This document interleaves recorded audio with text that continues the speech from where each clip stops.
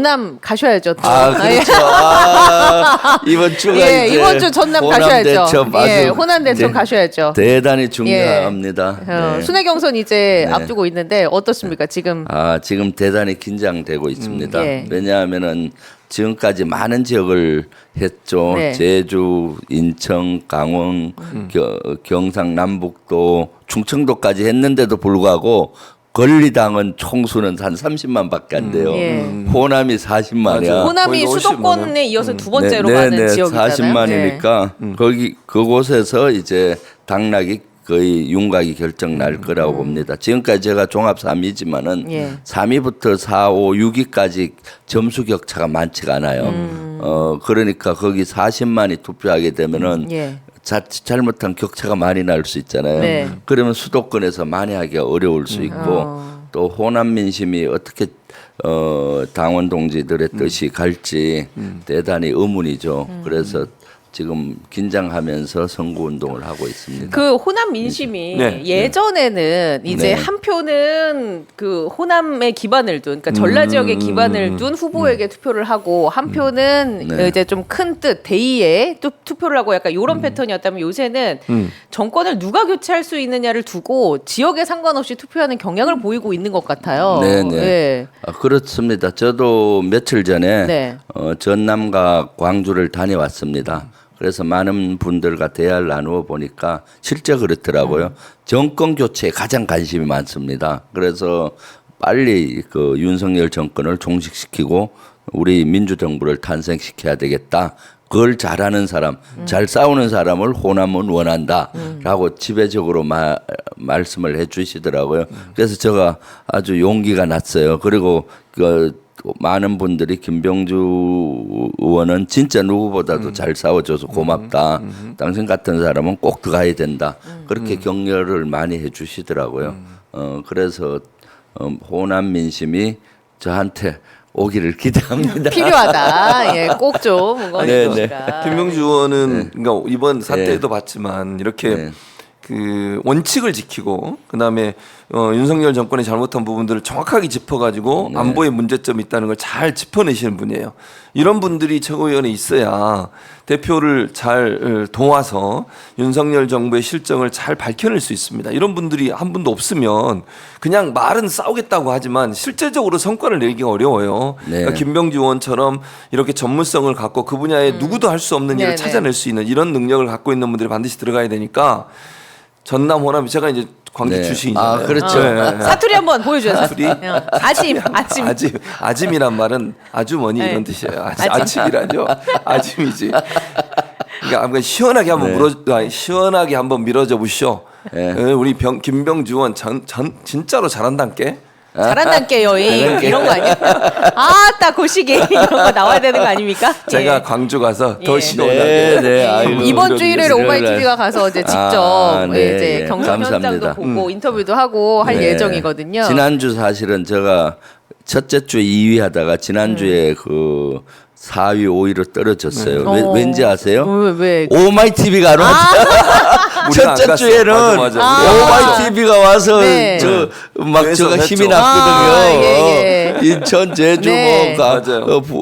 광주로 갑니다. 예, 부울경하고 충청 할 때는 안 오셔갖고 끝났어요. 아침부터 제가 힘이 갑니다. 빠졌어요. 그러니까 4위, 5위로 딱 했는데 이번에 오신다니까 광주로 갑니다. 힘이 납니다. 예, 네. 아침부터 최진봉 교수님과 제가 갑니다. 네, 가서 좋습니다. 만나 뵙겠습니다. 네, 최진봉 교수님 또 어디 도망가서 팬미팅하고 계실지 모르지만 제가 끌고 가겠습니다. 모시고 네, 가겠습니다. 네. 근데 이제 그 전문성 얘기를 해주셨어요. 진짜 전문성이 필요한 최고위원이 필요하다. 이제 그 측면에서 우리 김명주 의원님은 전문성이 갖춰져 있다. 근데 이 부분 정부가 북한 홍수 이제 최근에 나가지고 네. 대북 수혜 지원을 제의했는데 사실 이 의견은 네. 의원님이 먼저 내신 거 아닙니까? 네, 그렇죠. 어제 네. 그저께 제가 페이스북에 네, 길게 또 그걸 올리셨더라고요. 올렸죠. 제가 왜냐하면 유튜브 지금은 구독자로서 또 보고 있어요. 예. 그러시군요. 네. 사실 기자회견을 하려 했는데 그때 방송 때문에 못했고 예. 그래서 언론 브리핑하고 페이스북에 올려서 했죠. 지금 압록강이 예. 범람해서 엄청나게 수해가 났잖아요. 북한에. 그래서 피해도 엄청날 거라고 예상이 돼요. 또 보니까. 그래서 이럴 때 인도적 지원을 해야 된다라고 제가 제의를 했죠. 왜냐하면 아무리 남북 관계가 강대강으로 치달리고 있지만은 그 이거와 차원은 다르잖아요. 예. 인도적 지원은 또 진보 정부의 전유물이 아닙니다. 네. 보수 정부에서도 늘 해왔던 거예요. 그래서 윤석열 정부에서도 이걸 제안을 해라. 인도적 지원을 그렇게 제가 페이스북하고 이런 제안을 했는데 마침 어저께 저 얘기를 듣고 그랬는지 아니면 자체 검토했는지는 몰라도 적집사사에서 인도적 지원을 하겠다라고 제의를 했고 예. 그것은 정부 측 아니라라고 해서 제가 오늘 아침에 다시 그 결정은 너무 잘한 것이다. 그리고 또 칭찬할 것은 또 예, 시원하게 잘한 것이다. 예. 그리고 말로만 그렇게 하지 하지 말고 말고. 성사가 되도록 여러 가지 방법을 해라. 네. 그렇게 하려면은 뭐 학성기라든가 이런 것도 잠시 중단하고 또 진심 어리게 제안하고 그렇게 되면은 이걸 통해서 인도적 지원도 하지만은 평화의 물꼬를 또 그렇죠. 돌 수 있는 네. 기회가 되잖아요. 그래서 그 제의를 했죠. 그래서 사실 제가 제일 먼저 했다. 네.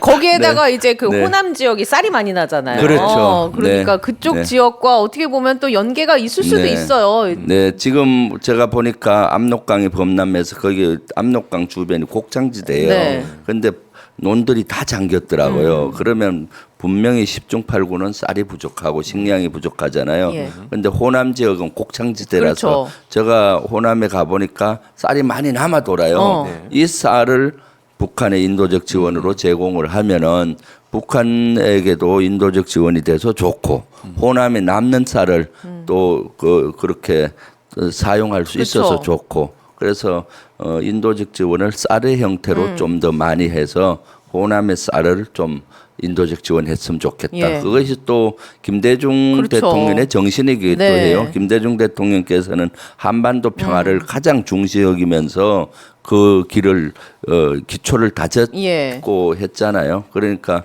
김대중 정신을 이어받아서 이런 것들을 좀 했으면 좋겠다라고 제의했는데 마침 정부에서 적십자와 정부 차원에서 해서 다행이라고 봐요. 예. 근데 말로만 할 것 같아서 제가 걱정이에요. 그걸 또 이제 또 두 눈 네. 딱 우리가 네, 무릎 두고 네. 지켜봐야지 이게 네. 연결이 되느냐 쭉. 그렇죠. 그게 만약 연결이 안 되면 또 쓴소리 하실 거잖아요. 네, 네, 그렇죠. 뭐라고 네. 쓴소리를 하실 겁니까? 아니 만약- 여러 가지 진심 어리게 실제 제의 한번 던지는 건 던질 수 있는데 여러 가지를 받을 수 있게 해야 되잖아요.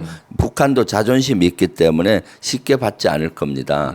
그렇기 때문에 야 지금 잠시 너희들이 수혜를 봐서 북한이 어려우니까 동포애를 발휘해서 공궁에 빠져 있잖아요. 그래서 언제까지는 우리도 학성기 방송 중지하겠다. 그리고 인도적 지원하겠다. 무력 이런 것도 좀 당분간은 이런 것들 예. 안 하겠다 하고 제의하면은 북한이 진정 어린 그런 걸 느낄 거 아니에요. 그러면 이제 받을 수가 있겠죠. 그러다 보면은 이제 대화의 물꼬가 트이는 거고 북한에서도 동포애를 느끼는 거고 그러다 보면은 평화의 길이 하나하나 열릴 수가 있는 이것이 사실은 대단히 중요한 요소입니다. 네. 근데 그 윤석열 정부에서 그렇게 할지 그 전략가가 없잖아요. 저 같은 전략가가 그냥 소리만 지르는 임종득 같은 의원들만 있죠. 네. 국정원 오늘 화가 많이 나셨어요, 화가 많이 지금. 났어요. 그래 많이 났죠. 저도 어제 너무 화가 나서 예. 사실 개인 신상 발언을 해서 그걸 공격할까 하다가 그 다 어리잖아요. 네, 조선이고 다 후배죠. 후배고 그래서 그냥 참았죠. 네, 잘하셨어요. 그래서 김대중 대통령의 햇볕 정책 네, 예. 이 정책을 비전으로 제시를 하셨어요. 네, 의원님이 네. 어떤 의도를 갖고 계세요? 그러니까 통일 정책을 햇볕 정책으로 하는 게 좋겠다 이런 의도신가? 네, 궁금합니다. 저는 네. 사실 저는 꿈이 있어요. 네. 중학교 2학년 때 꿈이 한반도 평화 그리고 평화 통일을 하겠다. 중학교 2학년 때요? 아니, 원대한 꿈을 꾸고부터 제가 육군 사관학교를 갔고 또 군생활하면서도 한반도 평화 통일을 위해서 여러 가지 전략을 짰고요. 정치를 하는 첫 번째 이유가 그거예요. 그래서 김대중 대통령의 정신을 닮아 있다. 제가 사실 그런 꿈을 꿨는데 신념하는 덜 됐어요. 그런데 제가 대대장 때 네. 대대장이면 400명을 지휘하는 지휘관이에요. 예.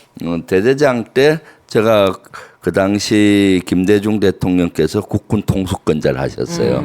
그래서 그때 당선되실 때만 해도 우려가 많았어요. 군에서는. 왜냐하면 하도 프레임을 빨갱이로 씌워놨잖아. 그렇죠. 그럼 네, 김대중 그 당시에. 대통령 되시면 나라 망할 것 같지. 막 보수해서 예. 프레임을 씌워놔서 좀 우려가 되잖아요. 예. 그런데 한반도 평화 정책을 하시면서 진짜 실질적으로 우리 군을 많이 강화도 시키면서 평화를 만드니까 위협이 확 줄잖아요. 남북 정상회담도 하셨죠. 그때 개성공단도 만드는 컨터를 만들고 금강산 강강 예. 이런 거 상상이 안 됐던 그쵸. 걸 하나하나 해결해 가면서 제가 꿈꾸었던 한반도 평화 통일을 할 수 있겠구나라는 신념이 아주 강한 신념이 생겼어요. 그래서 김대중 대통령을 제가 진심으로 존경하게 됐고 계속 이걸 평생 가업으로 해야 되겠다라고 생각을 했고 민주당에 온 이유도 네. 첫 번째가 그거예요. 민주당의 가치가 김대중 정신을 이어받아서 세 가지 가치라고 봐요. 민주주의, 민생, 한반도 평화.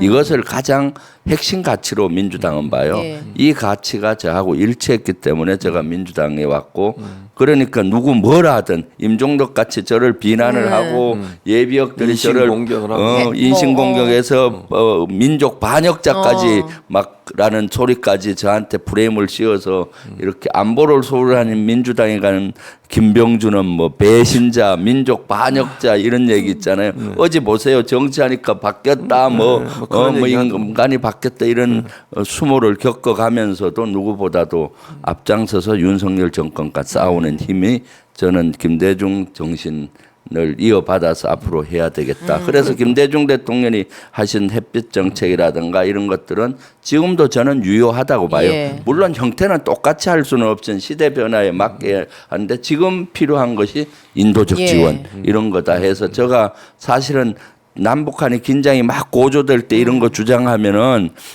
비난 화살이 더 많이 올 예. 수가 있어요. 지금 우리 국민들 정서가 북한 오물풍선이 사울 또리로 예. 오니까 감정이 너무 안 좋아져 있어서 제가 그걸 하겠다니까 우리 보좌관들이 좀 말렸어요. 의원님 이거 지금 하면은 국민들 여론이 너무 안 좋은데 야 그런 거 너무 신경 쓰면 안 된다. 이거는 해야 될 건 해야 된다 하고 나라도 얘기해야 정부가 받아들일 거 아니냐. 예. 그럴 거 아닙니까? 그래서 그런 주장을 했는데 다행히 하루 만에 받아들인 걸로 저는 네. 인식을 하고 아니 그러니까 그런 게 기여했을 그럼, 거예요. 예. 왜냐하면 야권에서도 주장하니까 네. 본인들이 그렇게 해도 비난을 적게 받을 거 아니에요. 어떤 여론 형성에서 그렇죠. 그런 것들이 정치권에서 해줄 일이죠. 예. 네네. 서로 어떤 대의를 위해서는 네, 또 예. 이렇게 작업을 해야 될 게 있으니까. 그리고 저는 이제 그 정치 쪽의 얘기를 듣다 보면 얘기해 주신 것처럼 강선영 의원이라든지 임종득 의원이라든지 이게 신념이 있는 정치인과 없는 정치인으로 조금 나뉘게 되더라고요. 그렇죠. 예. 네. 근데 지금 강한 신념이 자리 네. 잡았고 그게 나에 부합하니까 나는 아무리 주위에서 흔들어도 밀고 네. 나간다. 그럼요. 라는 게 느껴지기 때문에 아마 이거를 많은 분들이 다 공감하실 것 같고 네. 그렇게 그냥 가볍게 손짓 발짓으로 막말을 해가면서 하는 정치인들도 국민들이